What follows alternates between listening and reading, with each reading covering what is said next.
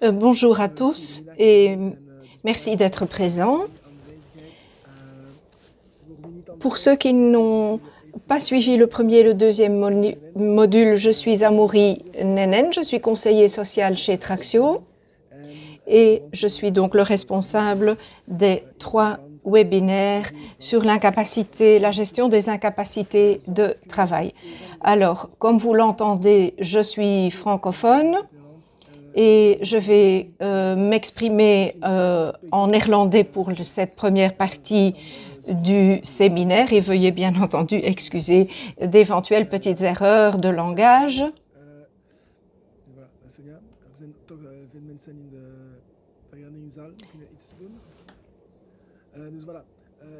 Donc, je vais vous passer les diapositives en français puisque je m'exprime en néerlandais et puis nous changerons de système dans la deuxième partie du séminaire.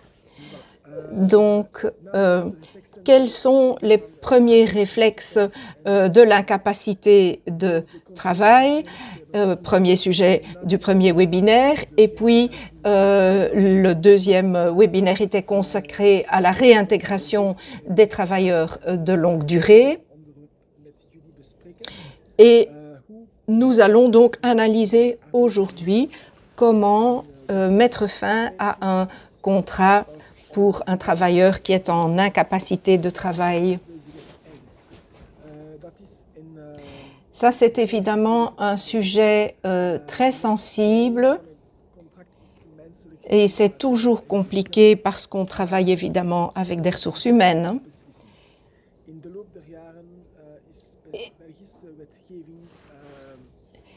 Et chaque année, évidemment, nous constatons que la législation devient plus sévère. Il faut évidemment pouvoir gérer ces procédures avant de prendre une décision de licenciement et éventuellement les mauvaises surprises qui y sont liées. Alors, nous allons aborder aujourd'hui ces 2 thèmes.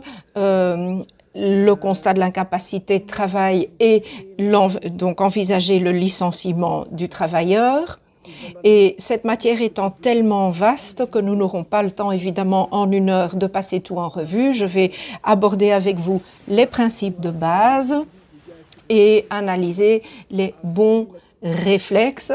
Je vais illustrer mes propos bien entendu de quelques exemples concrets, mais n'hésitez pas, si vous vous trouvez confronté à un cas particulier, à contacter la cellule Traxio.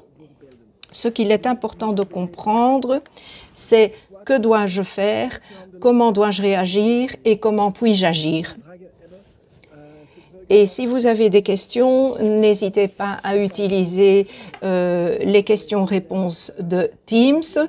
Nous y répondrons à la fin du webinaire. Alors, pourquoi est-ce que mettre fin à un contrat est un thème classique dans la gestion de l'incapacité de travail? Eh bien, on peut résumer cela en 3 points. Tout d'abord, l'organisation ou la désorganisation plutôt que provoque l'absence de longue durée d'un travailleur sur le mode de travail de l'entreprise. Dans une entreprise qui est désorganisée, eh bien, évidemment, c'est une grosse difficulté pour vous parce que la qualité du travail risque d'être réduite. Vous risquez de fatiguer les collègues qui reprennent les dossiers du travailleur absent. Et quand on ne peut pas résoudre ce problème-là, eh bien, la dernière solution est évidemment celle de laisser partir le travailleur absent en le licenciant. Et bien entendu, tout cela a un prix pour l'entreprise. Lorsqu'un travailleur est absent, vous êtes toujours redevable du paiement de certains montants.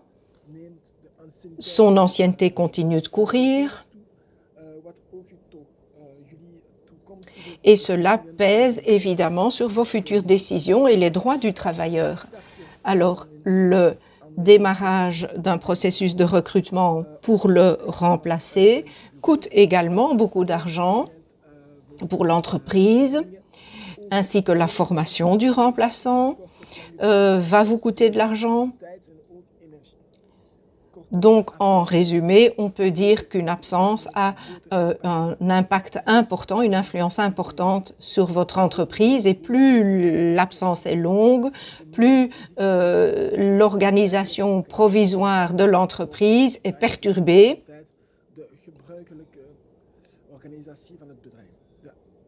Les travailleurs absents restent sur le payroll, évidemment, et ne participent pas aux évolutions, aux changements de l'entreprise. Ils n'évoluent plus dans l'entreprise.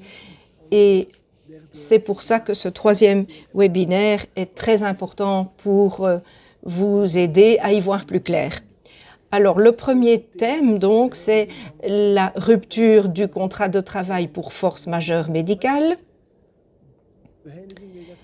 La force majeure médicale se produit lorsqu'il y a des circonstances imprévisibles dans le chef des parties et qui rendent l'exercice du contrat de travail impossible de manière définitive.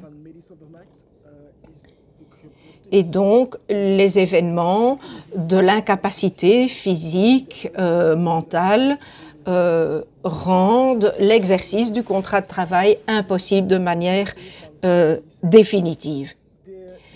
Cette force majeure médicale ne peut pas être la conséquence d'une faute commise par le travailleur absent et ne peut pas être liée non plus à des questions de bien-être et de sécurité au travail. Les dernières années, la force majeure médicale a subi des changements importants. En 2017, le mécanisme a été associé au trajet de réintégration selon une procédure très stricte. La procédure a été adaptée et à l'heure actuelle, c'est une procédure particulière indépendante et c'est une procédure beaucoup plus sévère pour l'employeur. Alors, la première question d'aujourd'hui, c'est qui ressortit à l'application de cette procédure de force majeure médicale? Eh bien, elle concerne des absents de longue durée. Il s'agit d'accidents et de maladies de droit commun. Par exemple, un travailleur a eu un accident de voiture pendant le week-end. Cet accident ou cette maladie n'a rien à voir avec son travail. Et comme la semaine passée, que se passe-t-il si ce travailleur est un chauffeur et a cet accident pendant les heures de travail? Donc là, il s'agit d'un accident de travail. Et donc, ce n'est qu'à ce moment-là qu'une procédure de réintégration est possible. Et selon donc le SPF du travail, en principe, cette procédure de réintégration est possible, mais est-elle opportune vu l'état médical du travailleur? Et donc ça, c'est une question que vous devez vous poser en votre âme et conscience. Est-ce que ce trajet de réintégration a un sens compte tenu de l'état de santé du travailleur absent? Et donc ce trajet de réintégration est composé de plusieurs phases et dans les différentes phases, il y a évidemment des obligations de la part des acteurs et il y a des délais. Il faut inviter le travailleur à une visite médicale. La visite médicale a lieu. Après cette visite médicale, le médecin du travail prend sa décision qui peut mener à la rupture du contrat de travail pour force majeure médicale. La procédure et toutes ces phases différentes sont très strictes et lors d'un trajet de réintégration, lorsqu'il y a une erreur de procédure, peut mener effectivement à certaines prises de décision, mais dans le cas de la situation médicale du travailleur absent, la force majeure médicale permet, suite à l'examen médical, de prendre la décision de mettre fin au contrat du travailleur, mais tout cela ne peut évidemment pas être basé sur toute forme de discrimination, par exemple, et donc je vous conseille certainement de vous faire accompagner. Donc, la première étape, c'est la demande de visite médicale et de démarrer le trajet médical pour le travailleur absent. Et pour éviter des problèmes, il faut se poser 3 questions. Qui, quand et comment? Alors, première question, qui? La première question que l'on doit se poser dans le cadre d'une force majeure médicale, eh bien, elle peut se poser par le travailleur ou l'employeur. Quand? Deuxième question, eh bien, pendant bien sûr la durée d'incapacité de travail du travailleur absent, mais il faut que l'absence soit ininterrompue. Cette incapacité de travail doit avoir été ininterrompue après 9 mois. Et dernière question, comment? L'employeur doit envoyer un recommandé au médecin du travail et à l'autre partie. Et attention, si c'est vous le demandeur, donc l'employeur qui est le demandeur, eh bien, vous devez mentionner dans cette lettre certaines mentions obligatoires. Le travailleur peut se faire assister par un représentant syndical et le droit du travailleur aussi de demander au médecin du travail d'avoir les possibilités d'aménagement du poste de travail du travailleur. Et donc, votre service externe dispose de tous les formulaires, modèles, etc. Ça peut vous aider pour reprendre les formulations obligatoires de ces mentions. Et dernier point, notre nouveau gouvernement Arizona envisage de réduire ce délai de 9 mois d'incapacité de travail ininterrompue à 6 mois. C'est une annonce, donc nous attendons la confirmation de la décision de notre gouvernement Arizona. Alors donc vous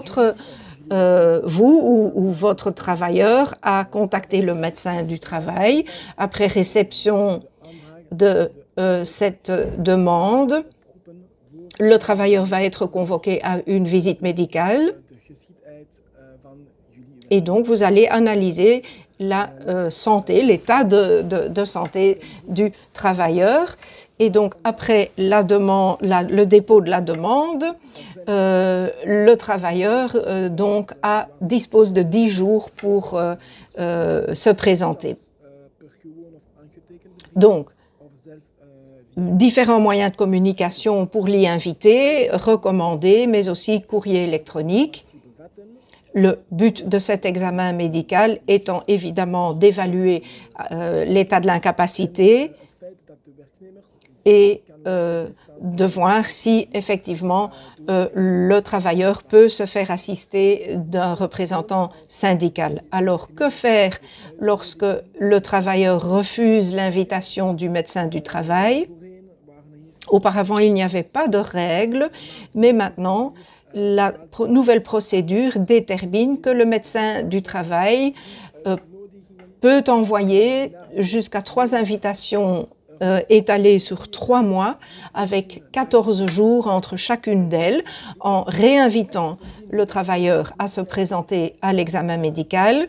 Et sans réaction, le médecin du travail informe l'employeur et l'employeur peut donc mettre fin au contrat de travail.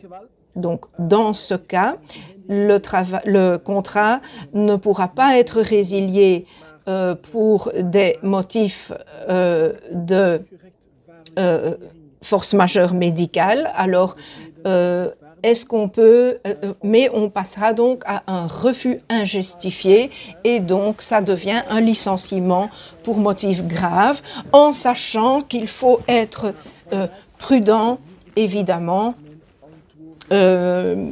Sous cette nouvelle procédure, je dirais, moins franc à vous conseiller ou à vous répondre, parce que tout motif qui ne serait pas justifié serait évidemment gravement sanctionné dans le chef de l'employeur.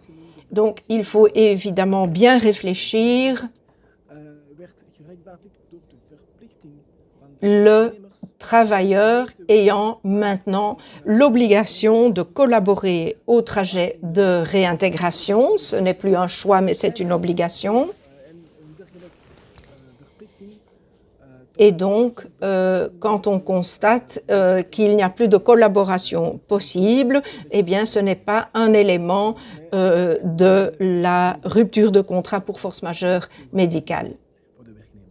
Donc, votre travailleur est convoqué pour un examen médical, dont le but est évidemment de contrôler si le travailleur est définitivement en incapacité de travail. Et préalablement à la visite médicale, le médecin du travail, s'il l'estime nécessaire, peut examiner le poste de travail, ce qui, d'après moi, est quelque chose de très important à rendre possible dans vos entreprises parce que cela permet aux médecins de travail de constater la réalité sur le terrain de l'exercice de l'activité du travailleur en absence avec l'autorisation, le consentement du travailleur. On peut également consulter d'autres médecins, des médecins conseils de la mutualité. Alors, pendant l'examen médical, le médecin du travail va demander au travailleur d'indiquer par écrit s'il souhaite un examen des conditions et modalités d'un travail adapté. Lorsqu'on constate qu'il est en incapacité définitive d'exercer son ancien travail. Donc ça doit être fait par écrit.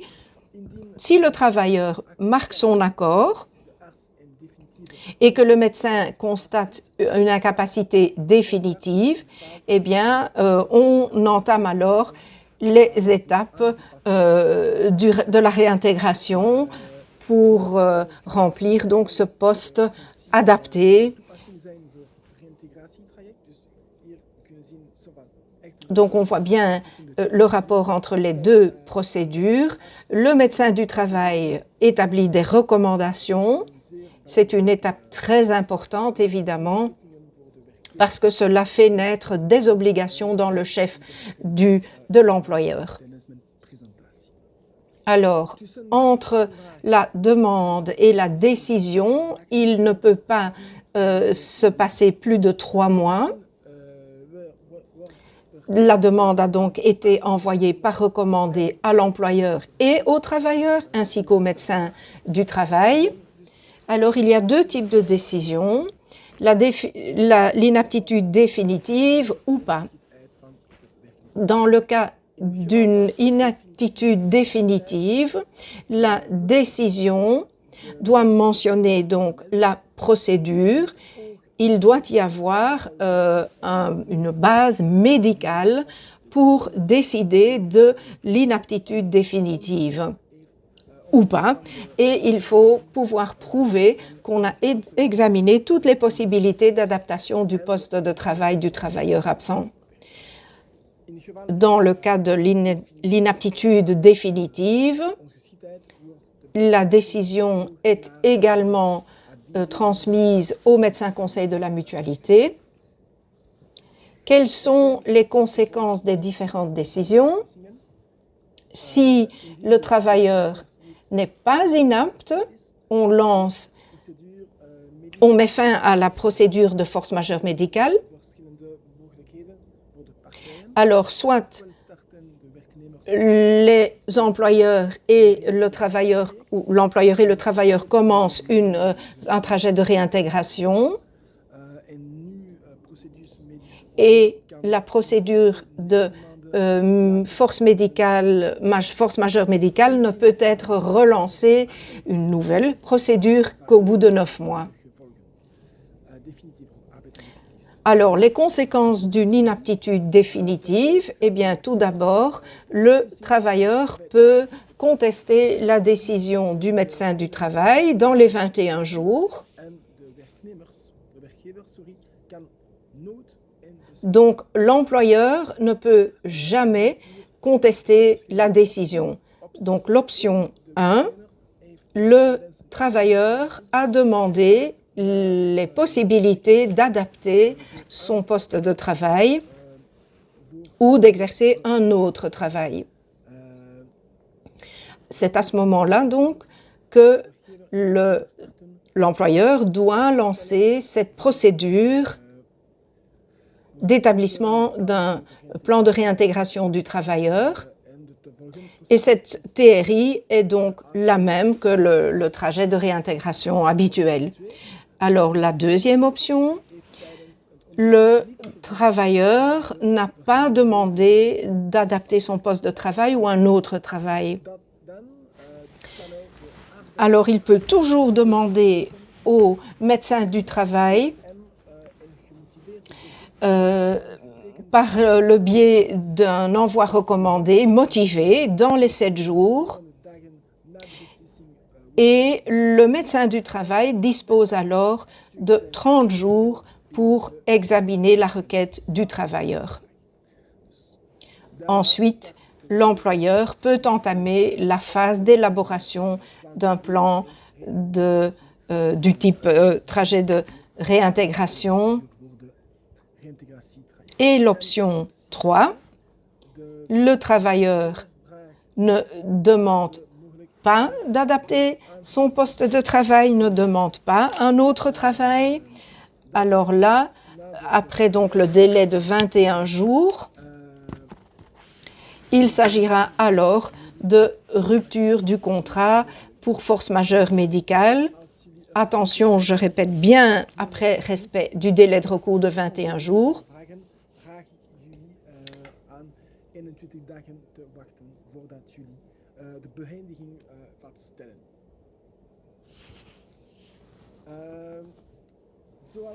Alors, comme je l'ai expliqué, l'employeur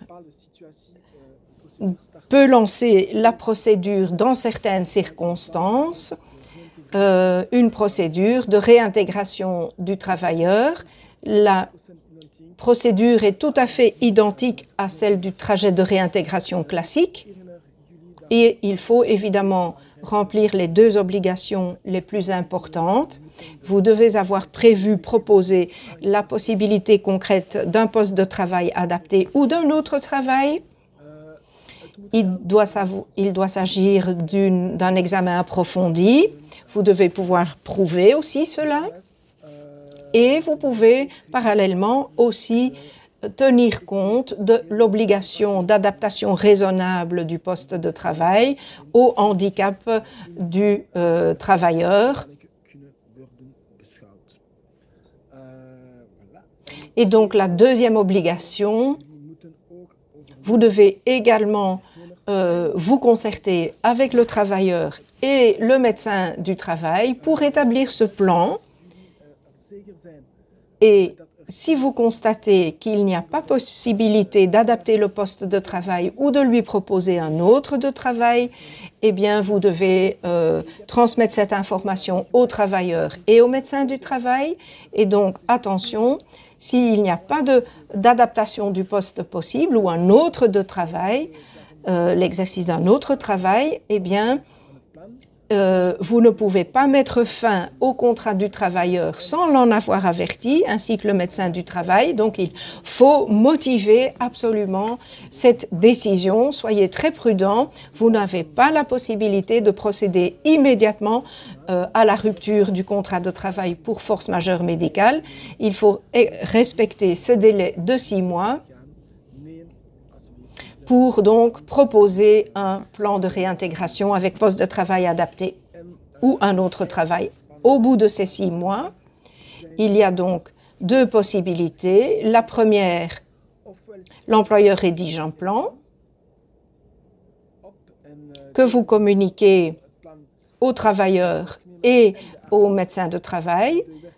Le travailleur peut refuser ce plan et s'il le refuse,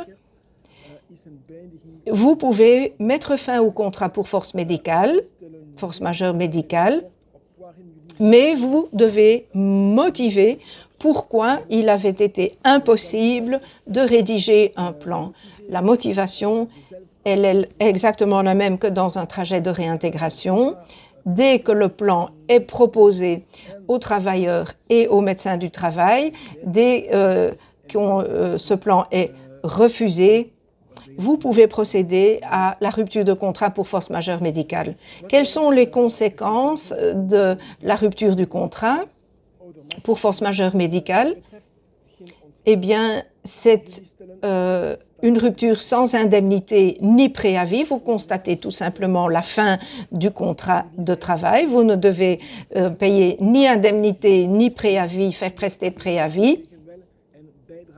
Vous payez une contribution unique de 1 800 € au fonds du retour au travail et qui n'est donc redevable que si l'employeur constate donc la fin du contrat de travail. Et donc, ce fonds de retour au travail est le fonds qui percevra cette contribution unique de 1 800 €.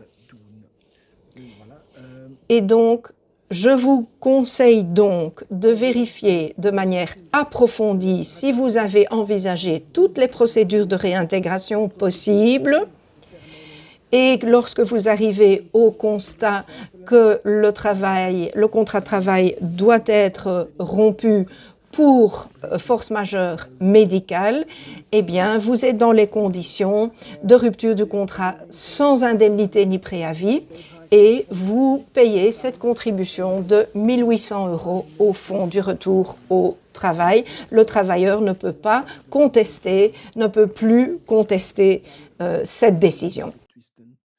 Voilà.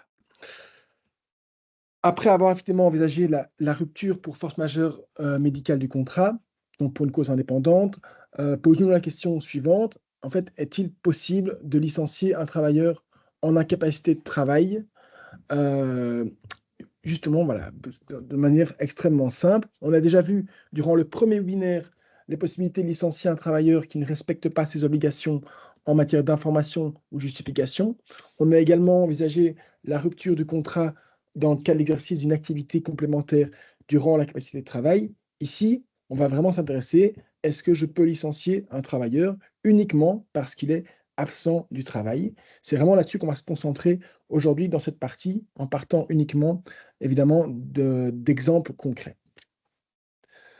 Depuis le début de ma carrière, j'ai toujours entendu dire au niveau des entreprises, ah mais non, on ne peut absolument pas licencier ce travailleur car il vient de nous remettre un certificat médical et c'est interdit de licencier quelqu'un en incapacité de travail. C'est en fait une grosse idée reçue et il n'y a absolument aucune disposition légale dans la loi qui interdit strictement de licencier quelqu'un en incapacité de travail. En fait, c'est même l'inverse. Si on regarde l'article 34 de la loi relative au contrat de travail, qui concerne en fait la force majeure médicale, il est clairement marqué à la fin que la procédure n'interdit pas de procéder au licenciement du travailleur incapable de travailler, moyennant le paiement d'une indemnité compensatoire de préavis ou moyennant la prestation d'un préavis. On peut donc effectivement recourir au licenciement pour licencier un travailleur en incapacité de travail. Par contre, on ne peut évidemment pas faire n'importe quoi et il faut tenir compte de certains éléments. Effectivement, première chose à savoir, c'est qu'une personne en incapacité de travail a par définition un problème de santé. Et donc, c'est son état de santé donc directement lié à son absence et donc éventuellement à la décision de le licencier.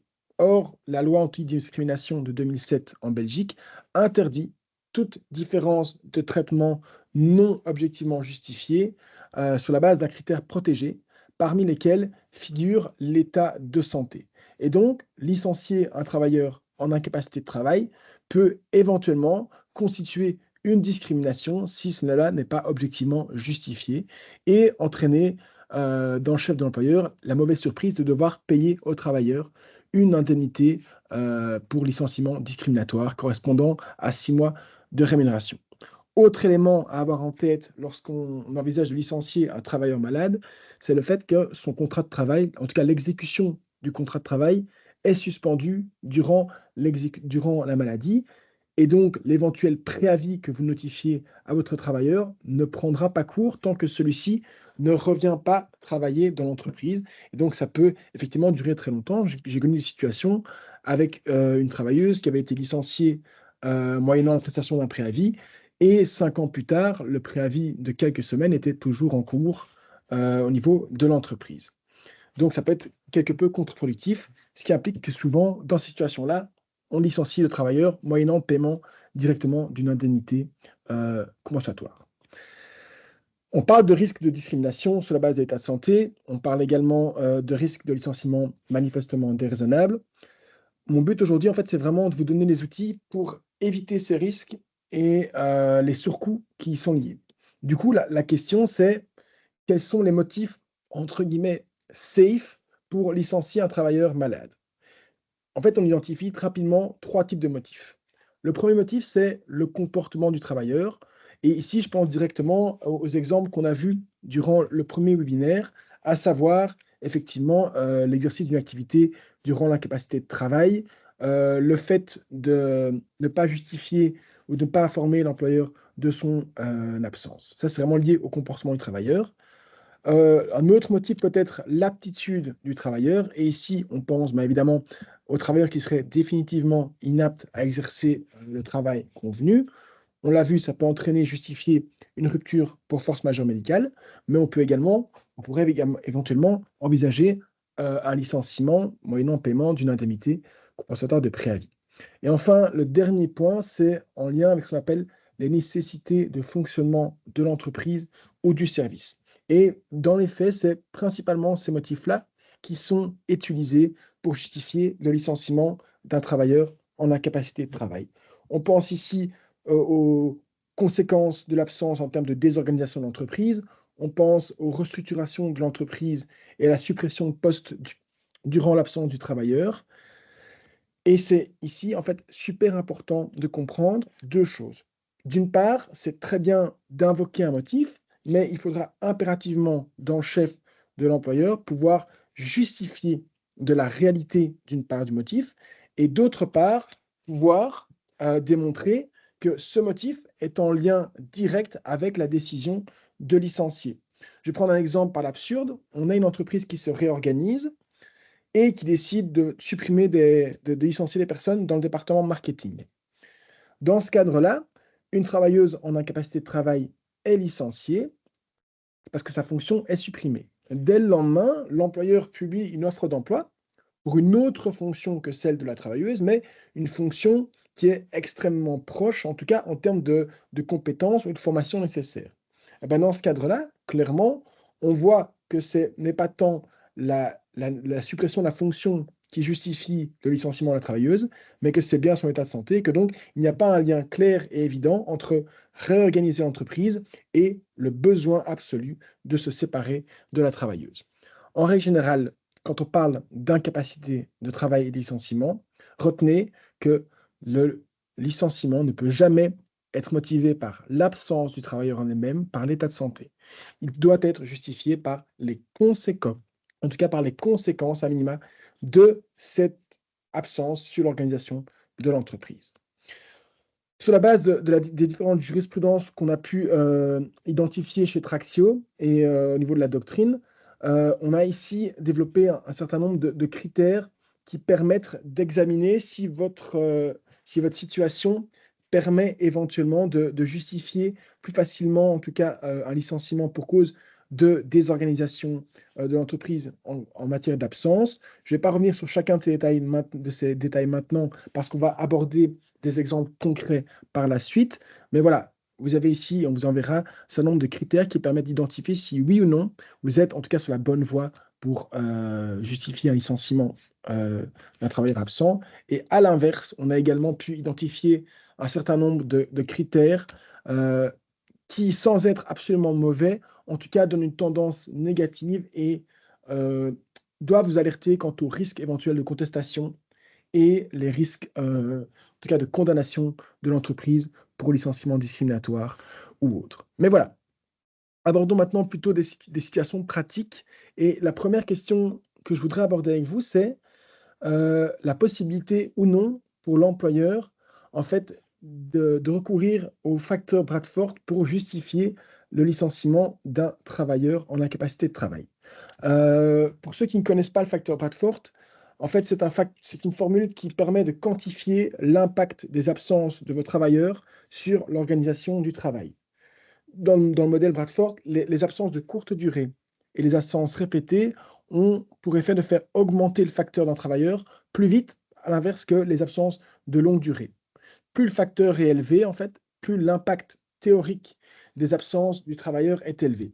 Et ce dernier point, l'impact théorique, ce dernier point est extrêmement important et c'est pour cela que le facteur, en tout cas l'utilisation du facteur dans le cadre de licenciement, est extrêmement décrié et contesté au niveau de la jurisprudence, parce qu'en fait, il ne tient en fait compte que de certains types d'absences, et notamment les absences pour cause de maladie, donc on a directement un lien avec l'état de santé, et surtout, en fait, c'est un facteur qui est une norme théorique et qui ne tient pas compte de la réalité, et donc, en fait, en lui-même, il ne permet pas de démontrer, dans une situation donnée, une désorganisation de l'entreprise. Et j'ai un exemple ici qui concerne directement notre secteur. On a un mécanicien qui était occupé dans un garage et après 3 ans d'occupation, il va être licencié par son employeur. La motivation du licenciement, c'est tout simplement le fait que le facteur Bradford du travailleur est 2 fois plus élevé que celui de ses collègues et donc que concrètement, cela cause des désorganisations, ces absences causent une forme de désorganisation du service.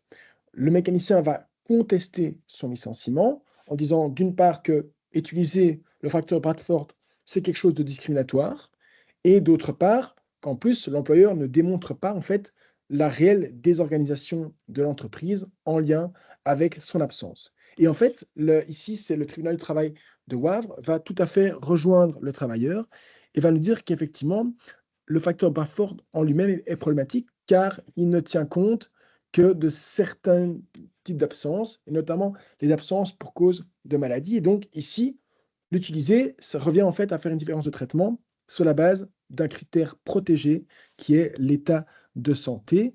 D'autre part, en plus, la Cour va dire que l'entreprise ne démontre pas objectivement la désorganisation, elle ne produit aucune attestation, aucun relevé d'heures supplémentaires dans l'entreprise, aucune plainte de client. Et donc, en fait, le facteur Bradford est uniquement quelque chose de théorique et le motif n'est pas rencontré dans la réalité. Donc, le licenciement ici a été jugé discriminatoire et l'utilisation du facteur également. À l'inverse, on a la Cour du travail de Mons en 2017 qui a autorisé le recours à ce facteur Bradford. On est dans le cadre d'une restructuration pour motif économique et parmi les critères pour décider quel travailleur sera licencié, le 4e et dernier critère, c'est le facteur Bradford des travailleurs appartenant à certaines catégories de travailleurs. Et un des travailleurs, en fait, a le facteur le plus élevé de cette catégorie-là et est donc licencié.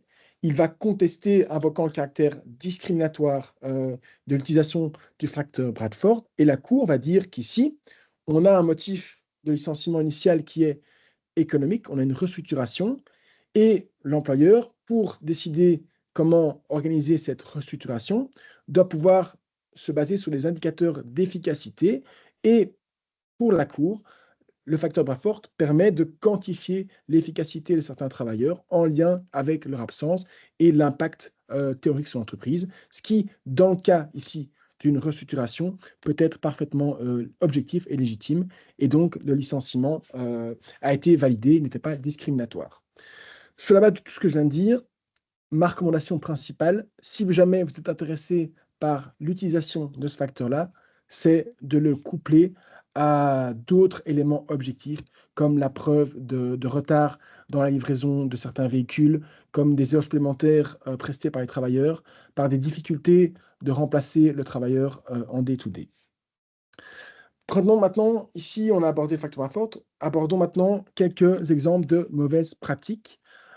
Première mauvaise pratique qu'on peut identifier, c'est le fait pour un employeur de ne pas suffisamment chercher à remplacer le travailleur.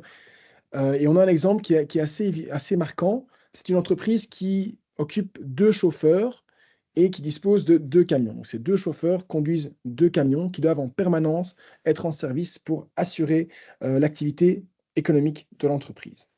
Un des 2 travailleurs, des 2 chauffeurs, tombe en incapacité de travail, ce qui pose évidemment, vous l'imaginez, un problème d'organisation directe.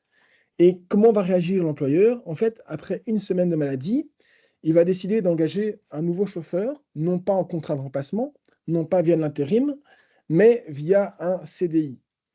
Parce qu'il anticipait évidemment l'absence de plus longue durée de l'autre chauffeur malade. Après 26 mois de maladie, le chauffeur va revenir au travail et il va être licencié parce qu'effectivement, il n'y a plus suffisamment de travail pour lui. La Cour du travail ici va nous dire, mais voilà, en tant qu'employeur, vous n'avez pas à un moment donné mis en œuvre tous les moyens pour remplacer le travailleur d'une manière qui soit respectueuse de ses intérêts à lui, et donc via de l'intérim, via des contrats à durée déterminée, via des contrats de remplacement, vous avez directement mis en place une mesure qui est l'engagement sous CDI, qui rendait de facto en fait impossible l'occupation du travailleur malade à son retour, et donc le licenciement ici est bien discriminatoire. La deuxième possibilité, le deuxième exemple, c'est le travailleur qui en fait en réalité s'est déjà réorganisé, donc ne démontre pas la réorganisation. On a une assistante sociale qui est absente en fait durant 16 mois.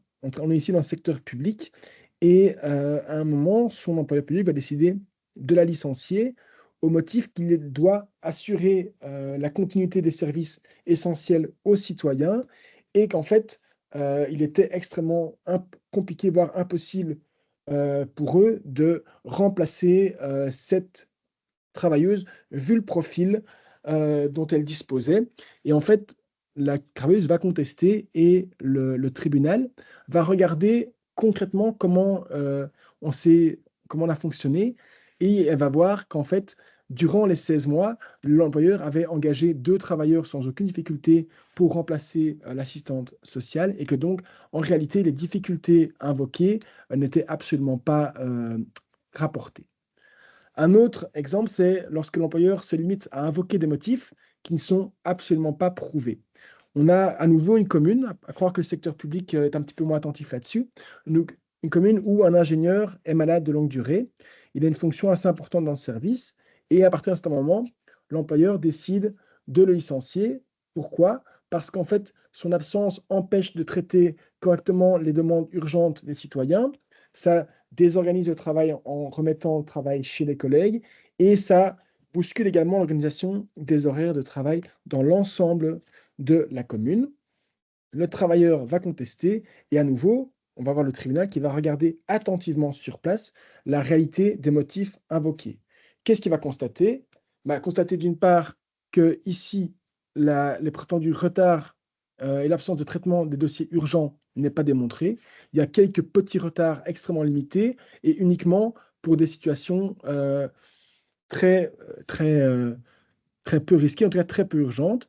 Il n'y a pas non plus de preuve de surcharge de travail ou de plainte de la part des collègues quant à la charge de travail. Et donc, à nouveau, ici, on a un licenciement.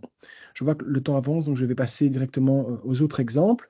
Les bonnes pratiques, c'est le fait, effectivement, à l'inverse du premier exemple, c'est de bien rechercher toutes les possibilités de remplacement.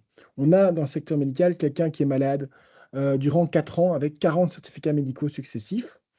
Et en fait, l'employeur, après avoir utilisé possibilité de remplacement, donc l'intérim, les contrats de remplacement, avoir réparti la charge entre les collègues, va se rendre compte qu'en fait, en lien avec ses obligations de santé et de sécurité des résidents dans le home, en lien avec la crise sanitaire qui est en cours et en lien également avec le manque de personnel chronique dans le secteur de la santé, la seule solution envisageable pour continuer de manière sereine, c'est de licencier la travailleuse. Et ici, il n'y a pas de souci.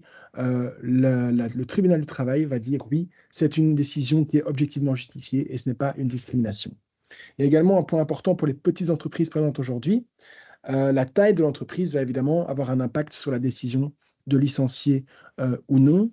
On a l'exemple en fait d'une entreprise qui a besoin de 3 magasiniers pour fonctionner. Et en fait, ils ont déjà 5 magasiniers en service, mais il y en a en fait déjà 3 qui sont en incapacité de travail. Donc, ils décident d'engager un nouveau magasinier en CDI, et après quelques semaines, ce magasinier va tomber malade et l'incapacité va se prolonger dans le temps.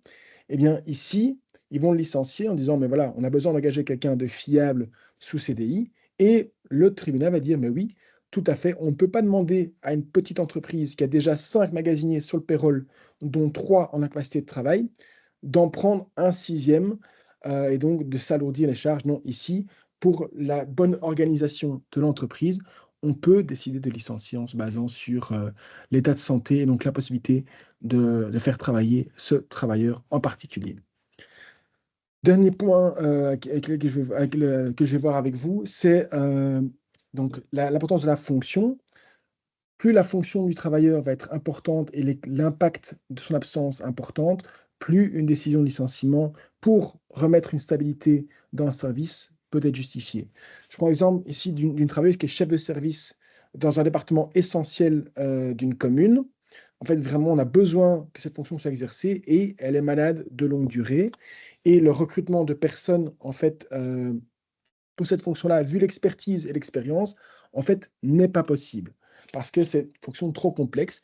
Eh bien, licencier cette personne-là alors qu'elle est malade, en invoquant le besoin d'avoir quelqu'un stable pour la fonction, en fait, est une décision qui n'est pas discriminatoire et donc on peut agir de la sorte. Et enfin, un dernier point, c'est l'impact de la fréquence des absences effectivement, et de l'avertissement. On a une travailleuse qui va être une assistante sociale qui est malade durant 8 mois et elle va remettre durant cette période beaucoup de certificats médicaux pour de courtes durées et systématiquement rendus à la dernière minute ou légèrement en retard. Ce qui va en fait avoir pour effet pour l'employeur de l'empêcher de s'organiser utilement sur le remplacement à moyen et long terme de cette travailleuse et donc il va décider de la licencier. La travailleuse va contester et en fait le tribunal va suivre l'employeur en disant oui, le fait que vous recommettiez des certificats médicaux pour des courtes durées et toujours à la dernière minute sans informer préalablement de votre prolongation, eh ben, ça rend très difficile l'engagement de remplacement parce que voilà, la durée est prévue pour être courte et en fait elle s'avère être plus longue. On ne peut pas recruter quelqu'un utilement. Et d'autre part, le côté imprévisible de la prolongation de l'absence rend impossible l'organisation de procédures de recrutement qui, en fait, s'étalent sur le temps et initier une procédure alors qu'on ne sait pas si on pourra au final engager la travailleuse ou pas, c'est tout à fait inutile. Et donc, ici, le tribunal dit oui, pas de souci, le licenciement n'est pas discriminatoire, il est objectivement justifié.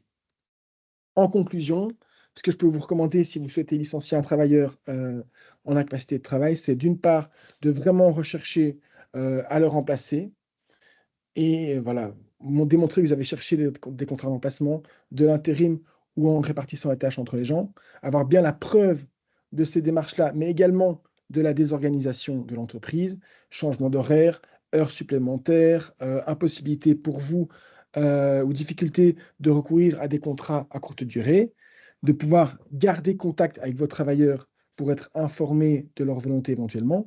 Combien de fois j'ai vu des employeurs qui se montaient le bourrichon en disant: «Mais voilà, je veux licencier, mais il m'embête», et en fait, en prenant contact avec le travailleur, ils se sont rendus compte que cette personne-là souhaitait partir et donc que le licenciement était en fait tout à fait envisageable, sans litige derrière. Et la règle générale, s'il y a un doute par rapport au motif, bah, il est toujours en fait plus utile d'aller se mettre à table avec le travailleur, de convenir d'un licenciement négocié, éventuellement avec une petite indemnité en plus qui serait très limitée, plutôt que de prendre le risque d'une indemnité pour licenciement discriminatoire. Voilà, je vous remercie pour votre attention et j'ai vu qu'il est déjà 13 heures, donc on va regarder éventuellement s'il y a quelques questions dans le Q&A.